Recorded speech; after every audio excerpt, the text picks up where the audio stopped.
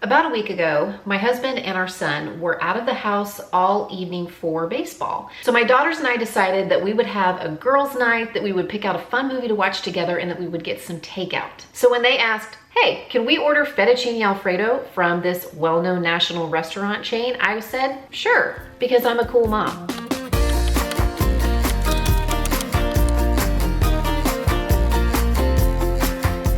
But when I pulled up the menu for this place, which I have not visited in a few years, I got a little bit of sticker shock. I was surprised to see that a plate of fettuccine, just noodles and sauce, was around $15. And if you want to add a few pieces of chicken on top of that plate of noodles and sauce, it was going to be close to $20. And that's before tax and tip. Now I know that when we go out to eat, a lot of what we are paying for is the experience. Somebody else is making the food, somebody else is bringing us the food, and somebody else is cleaning up afterwards. And that in and of itself is worth some of the price tag. But it was still sort of difficult for me to pay that for food that I picked up, which I'll be honest was just kind of so-so. When I know that something like Alfredo is super easy to make. Traditional Alfredo sauce has just 4 ingredients.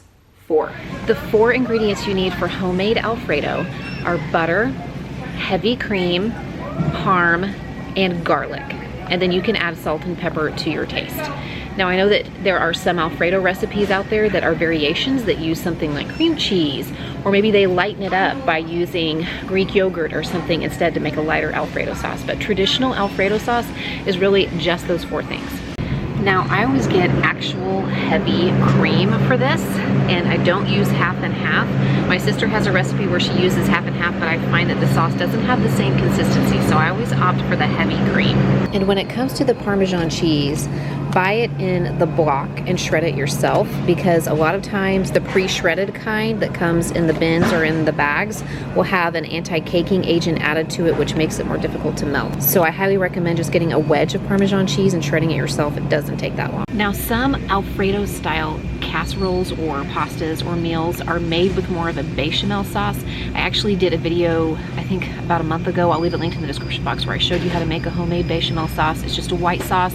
It's made with butter and flour and milk, but that is not technically a traditional Alfredo sauce, even though, like I said, some Alfredo style pastas might be born from that white sauce as a base when you add cheeses to it and then add pasta or proteins and stuff that are standard for an Alfredo style dish. But true Alfredo uses heavy cream and butter and parm. And I have used the jar stuff in a pinch, or I've used it for budget meals, or maybe for a casserole or a specific recipe, but let me tell you, it does not compare to the homemade stuff. It just does not compare. Now you can choose all sorts of different pastas or even pasta alternatives to put your Alfredo sauce on. Also, Alfredo sauce makes a great topping for different kinds of proteins, like on top of chicken or on top of steaks even. It's fantastic with zoodles or with spaghetti squash or on top of other roasted vegetables. You don't have to limit it to just pastas. But today I'm actually going to use some of this bronze cut pasta from Rayo's. This actually wasn't very much more expensive than traditional pasta. It was about $1 more for a pound of it. And since the sauce is really the star, I decided to go for this kind of pasta.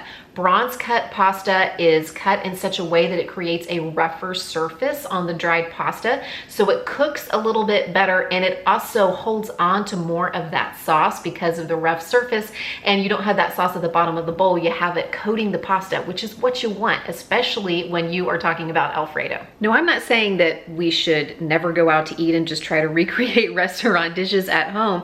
I'm just saying that when I do go out to eat, I'm probably not going to choose Alfredo something from the menu because it's so easy to recreate at home and so inexpensive. Not every restaurant meal is as easy to dupe as Alfredo, so that's one of the reasons why my husband and I have been enjoying Green Chef. I am delighted to be working again with Green Chef to bring you today's video. These are restaurant quality recipes that are curated by expert chefs, and we have tried some things that we might not otherwise have tried had it not been for Green Chef.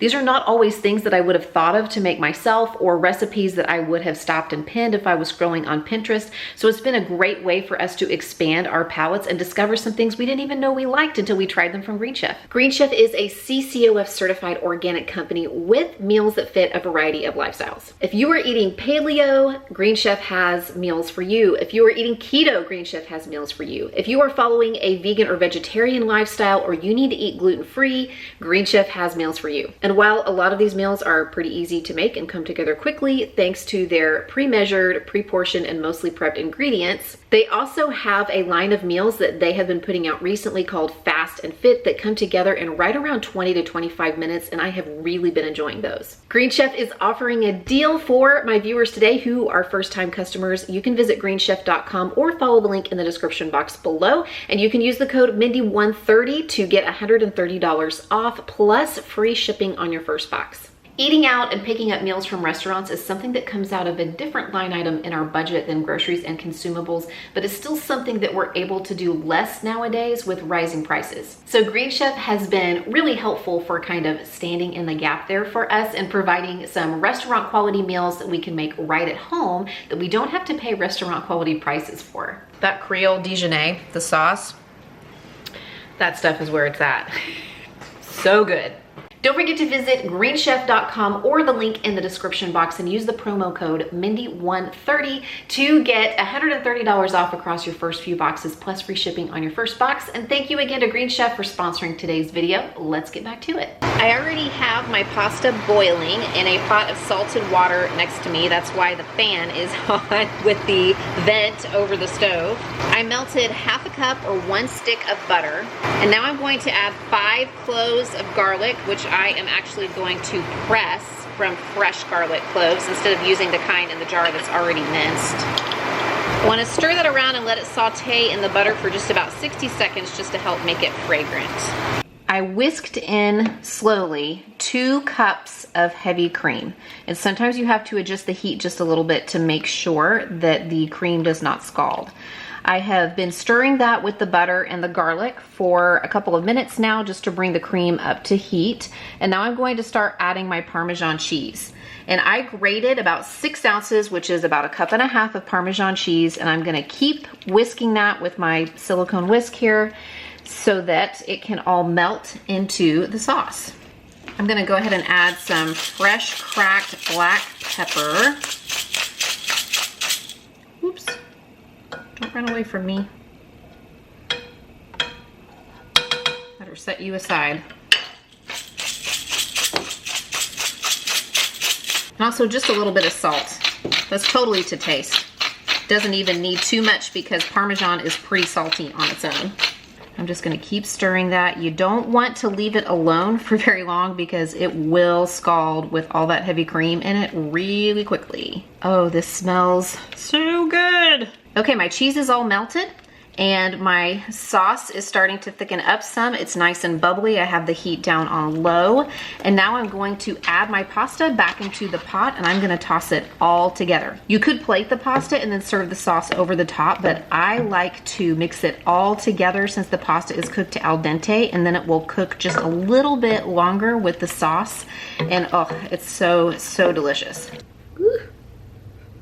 Fix all the flyaways there. This pasta stands on its own. You could stop right here and not add anything else, but a lot of people like to add a protein. But since this sauce itself is so rich, a lot of times the proteins that are added to an Alfredo dish are very lean, like chicken breast or shrimp or fish. For tonight, I just picked up a rotisserie chicken in the deli and I'm gonna slice some of that up to serve alongside the fettuccine. I boiled some green beans on the stove. I'm gonna add a little butter and Parmesan cheese to those, and then we're gonna have some bread and that'll be it. Super easy, really delicious meal.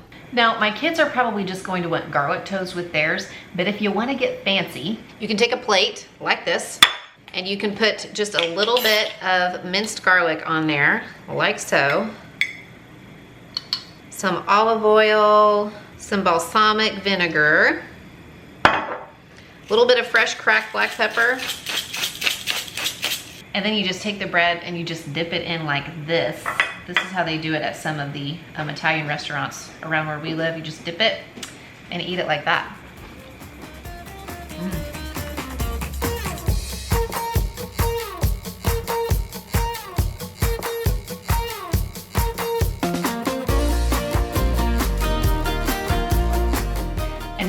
true test.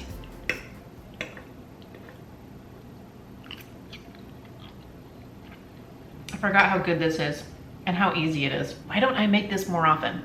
Now, I know you guys like a good cost breakdown, and I did in fact do the math and add up the cost of the ingredients that I used to create this meal, which fed my family of 5. The ingredients for the Alfredo sauce cost me about $6.70. The bronze cut pasta cost me $2.26, bringing the total to $8.96. I picked up a rotisserie chicken to add a little bit of protein on top. That rotisserie chicken cost me $4.97, which brings the total now to $13.93. And then if I add in the cost of the green beans and the bread, we're at $15.89 for the entire meal, which fed 5 people. That comes out to a little more than $3 per person. And in fact, I was able to make a recipe that fed my entire family for less than I would have paid for just one serving of this dish at a restaurant. If you want a really easy, delicious pasta dish that isn't quite as rich as a traditional Alfredo, you can try making Cacio e Pepe. If memory serves me correctly, this dish goes back centuries to Rome, and it really just requires 3 ingredients: pasta, pecorino romano cheese, and fresh cracked black pepper. I also really like this dish because it's easy to make in small batches, so it's something that I make myself for lunch occasionally, or if it's just me and my husband for dinner, I can make just enough for the 2 of us. I first tried this dish when we were visiting Las Vegas for vacation, and I liked it so much that I searched Pinterest and YouTube for recipes and different ways to make it. So I was really surprised that the ingredients were so simple. But I will say that I have struggled with the technique, and there are lots of different techniques out there for making this dish. I think the most traditional is to actually make the sauce in the skillet by toasting the black pepper and then adding in the cheese and the pasta water a little bit at a time, and then adding the pasta at the very end. But for whatever reason, I just could not make that method work. So the way that works for me the best is to put some fresh cracked black pepper into my skillet, toast that for a couple of minutes, and then I will add the cooked pasta directly from the pot that I cooked it in into the skillet over low heat. So it's gonna have some of that water with it whenever it transfers from the pot to the skillet. And then I gradually add in the grated pecorino romano. And I keep adding a little bit of water, a little bit of cheese over low heat, and just kind of stirring that with my tongs until it is the consistency that I want it to be. The only thing that I don't like about this dish is trying to track down pecorino romano. I have found it at Whole Foods, and I have also found it at grocery stores that have like gourmet cheese and charcuterie items in their deli. I have not seen it at Walmart or even Aldi, that usually has a pretty good selection of specialty cheeses. Occasionally when I can't find pecorino romano, I will just use a little bit of Parmesan or maybe some Romano, or like a Romano Asiago or Parmesan Asiago blend. But if I do that, I add a little bit of salt, because the reason there's no salt called for in this dish is because pecorino romano is pretty salty itself.